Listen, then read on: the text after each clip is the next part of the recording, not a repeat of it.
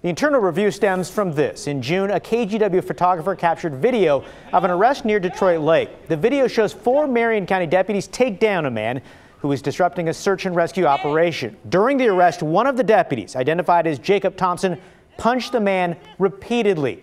In the newly released reports, the deputy Thompson explained he delivered the blows in an attempt to distract or disable the man from reaching under his body.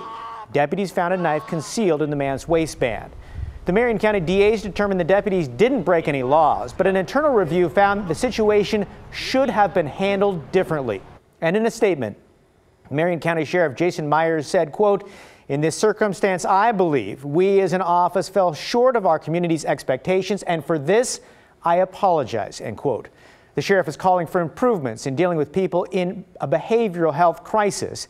As for any discipline, nothing was mentioned except that the deputies involved in the arrest have or will be returning to their jobs. And worth noting, we asked to speak with the sheriff today. We were told he wasn't available.